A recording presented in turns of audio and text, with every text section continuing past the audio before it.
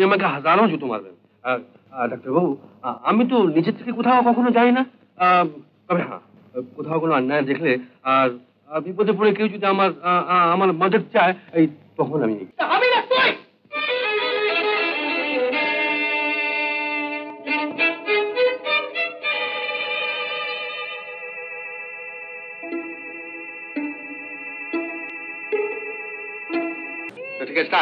কিছু বলেনি। আরে কোন সালা কি বলবে রে? মেরে দাঁত ভেঙে দেবো না। চল। মেয়ে ছেলেটাকে নিয়ে কোথায় যাচ্ছিস রে? হ্যাঁ, মুখ সামলে কথা বলবি না আগা। ফুলমায়া মেয়ে ছেলে নয়, ফুলমায়া আমার। 1978 সালের দুর্গাপুজোয় মুক্তি পেয়েছিল উত্তম কুমার, সন্ধ্যা রায়, অনিল চ্যাটার্জি এবং উৎপল দত্ত স্টারার মুভি ধনরাজ তামাং। দিনটি ছিল 29/9/1978। খাওয়া দাওয়া কিছু হয় নাই? হ্যাঁ, এই হনুমানের মতো সারা জায়গা ঘুরছিস আর আমি সারা জায়গাটাকে খুঁজে বেড়াচ্ছি। আমি জানি কোথায় গিয়েছিল, জুয়ার আড্ডায়। আমি তো সে কখন ফিরেছি জুয়ার আড্ডা থেকে। ধনরাজ তামাং।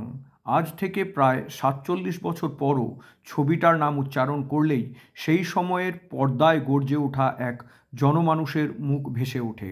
সিনেমার কাহিনী সত্য ঘটনার উপরে আধারিত ছিল। মূলত দার্জিলিং, জলপাইগুড়ি আর আলিপুরদুয়ারের পাহাড়, চা বাগান জুড়ে শুটিং হওয়া এই সিনেমার পরিচালক ছিলেন পীযূষ বসু। উত্তম কুমারকে নিয়ে পীযূষ বসুর এটা ছিল 11 নম্বর সিনেমা। উত্তম কুমার এবং পীযূষ বসু এই দুইজনের নামই যেন তখন সাফল্যের সমার্থক ছিল।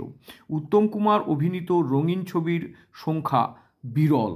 ক্যারিয়ারের শীর্ষে থাকাকালীন অবস্থায় উত্তম কুমার খুব বেশি কালার সিনেমা করেননি, কিন্তু ক্যারিয়ারের সায়াহ্নে উত্তম কুমারকে কিছু রঙিন ছবিতে দেখা গেছিল। ধনরাজ তামাং ছিল তারই মধ্যে একটি। এ তো খেয়েছি না, সে তামাকও নিলাম। ডাক্তারের বাড়িতে সে তো ভরপেট খেলাম, সে এই বটনটা লাগাতে পারলো না।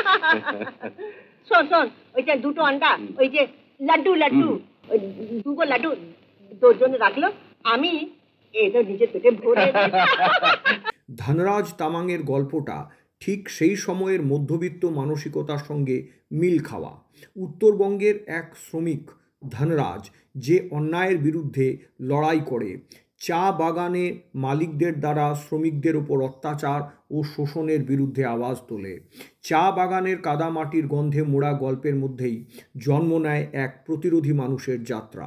উত্তম কুমার এই চরিত্রে যে একেবারেই নিজের জায়গাটা নতুন করে বানিয়ে নিয়েছিলেন তা দর্শকদের প্রতিক্রিয়াতেই প্রমাণ হয়েছিল। সন্ধ্যা রায়, অনিল চ্যাটার্জি, উৎপল দত্ত এনারাও ছিলেন অনবদ্য। ছবির সঙ্গীত পরিচালনা করেছিলেন শ্যামল মিত্র। গানের কথা লিখেছিলেন গৌরী প্রসন্ন মজুমদার। হেমন্ত মুখোপাধ্যায়ের কণ্ঠে একটি শুধু নাম ধনরাজ তামাং গানটা তখন খুবই জনপ্রিয় হয়েছিল। সিনেমাটির টাইটেল সংও মন ছুঁয়ে যায়। চিত্রগ্রহণ বা ক্যামেরায় ছিলেন গণেশ ঘোষ আর সম্পাদনায় বৈদ্যনাথ চট্টোপাধ্যায়।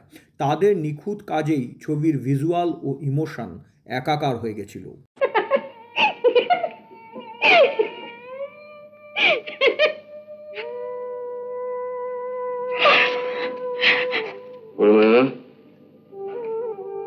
আমার জানতে পারছিস না আমি ধনরাজ। 1978 সালের 29 সেপ্টেম্বর মুক্তি পাওয়া এই ছবি দুর্গাপুজোর মরশুমেই তুমুল হিট হয়ে ওঠে। রূপবাণী, অরুণা, ভারতী হলে টানা 210 দিন চলেছিল ধনরাজ তামাং। তখনকার বক্স অফিস হিসেব অনুযায়ী এটা হিট ছবির তকমা পায়। মেয়ে কই? কেন বস্তিতে এত মেয়ে রয়েছে? মুক্তি, দুর্গা, গোলাপি, মায়া। না না ভাই, ওসব আমার চলবে না।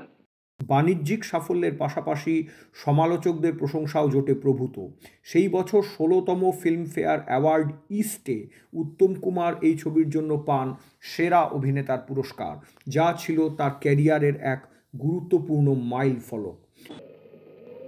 আমি কিছু করতে পারলাম না। ওই সালা কুত্তার বাচ্চা ছোট ম্যানেজারকে সালা খুন না করা পর্যন্ত আমার ঘুম আসবে না। ধনরাজ তামাং প্রমাণ করে দিয়েছিল একজন স্টার তখনই সত্যিকারের কিংবদন্তি হয়ে ওঠে, যখন তিনি নিজের গ্ল্যামার ভেঙে সাধারণ মানুষের রক্ত মাটি ছুঁয়ে ফেলতে পারেন।